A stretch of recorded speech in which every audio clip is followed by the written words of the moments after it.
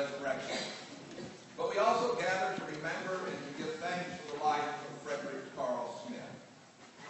Fred, as you all know, was a remarkable man, a man loved and appreciated by a wide range of people, as evidenced here today. His was a life lived in service to his country, his family, his friends, and to countless numbers of people all around the world. I suspect that it was his own upbringing and his exposure to the teachings of the Dutch Reformed Church that helped to shape and inform his strong sense of service. But Fred was a no-nonsense kind of man, a man with a low tolerance for wasted words and actions.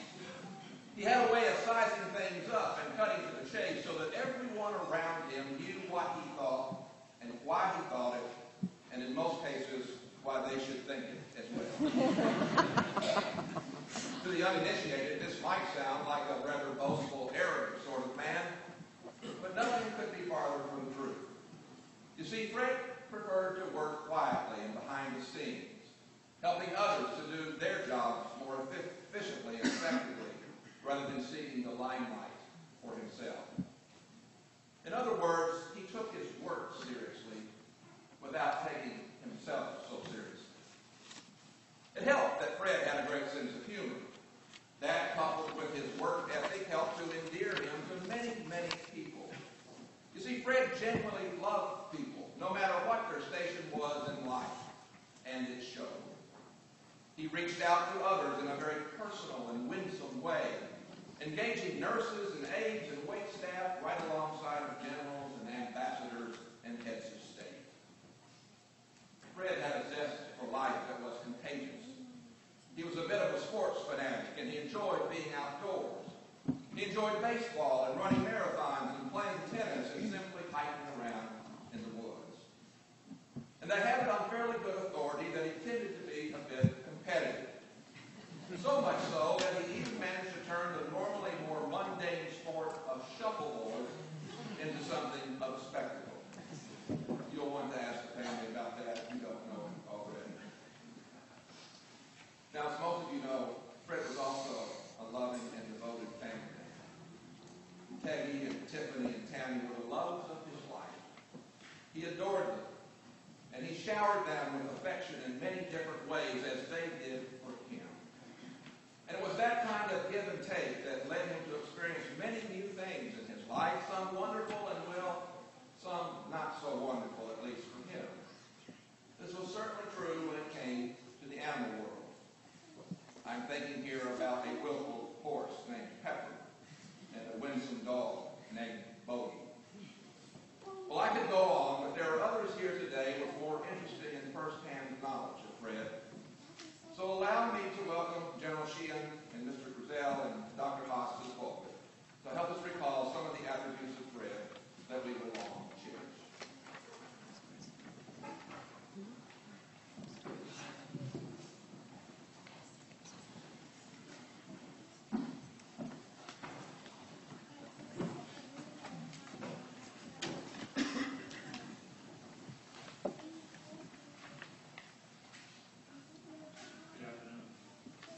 Plato in his 13th century BC, 3rd century BC, dissertation on the Republic, writes that every great nation defines itself by the quality of the citizen it produces.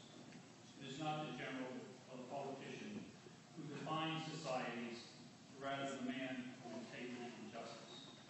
Fred Smith was a great husband, father, grandfather, brother, friend, and patron. He was Plato's ideal citizen. After Fred's death, I asked a number of friends that are here today how they would describe Fred. Common adjectives were analytical, disciplined, precise, and caring. One said that Fred always spoke in complete sentences. It was a subject, a verb, and an object. Dangling participles were not part of the conversation. A few months ago, we were out in the cabin doing some repair work. That was a place that Fred really loved. Our war was becoming obvious that it was probably going to be one of his last visits. When we completed the work, I asked Fred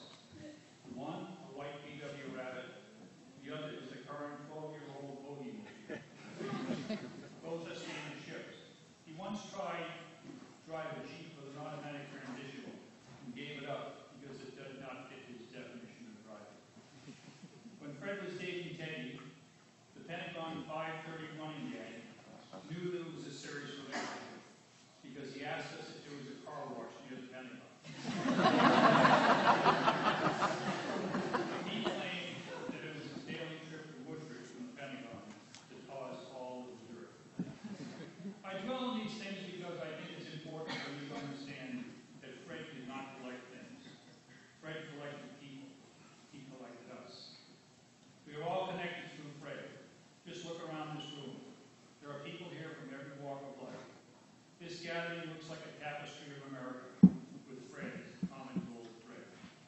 If you were a friend of Fred, it made no difference how long you were out of D.C. When you came back, it was as if you had never left.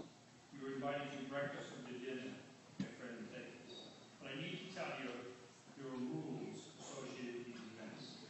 If it was breakfast, you had to remember when it was your turn to pay. It made no difference how long you were out of town. If you did not remember, Fred did. What we discussed at breakfast stayed within the group, no matter how sensitive. We call that the 5:30 rule. If any member of the group needed help with anything, Fred organized the appropriate response, and you were expected to participate. If you came to dinner at 118 South Bay Street, you needed to meet up on current events and be prepared for any type of a question, such as, if you could have dinner with any person in the world, living or dead, who would it be and why? Or more recently, how many countries are there in the world? The real inquisition started after you gave your answer. If you think you know the answer to the latter question, at the reception you might want to ask Bob. Bob is the guy with the baseball tie. He's Fred's brother. He'll tell you the incorrect answer. Fred loved to understand each of us as a person. He wanted to know how our kids were and what made us tick. The proof of this was during the last weeks of his life. One of the last projects we worked on together was to address and mail out his books on visiting presidential libraries.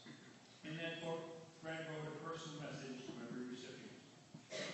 Like everything he did, there was a Fred system. There were two black, fine point, felt tip pens, one with red, one with red. One medium felt tip pen, red. The envelopes were from Staples, and they required two $1 stamps and one 5-cent stamp. Fred had amassed a roster of names, and beside each name he drew a small box. I could check the box only after the book was signed, placed in the envelope, and sealed. I addressed the envelopes by hand. The thought of using address labels never occurred to Fred. Top left-hand corner, Frederick C. Smith, 118 South Bay Street, Alexandria, Virginia, 22314. Then your address. And at the bottom, in the right-hand corner, in red felt tip pen, was first-class mail. At the time we were doing this, the Major League Baseball playoffs were going on. So we watched baseball and worked on the distribution of the book.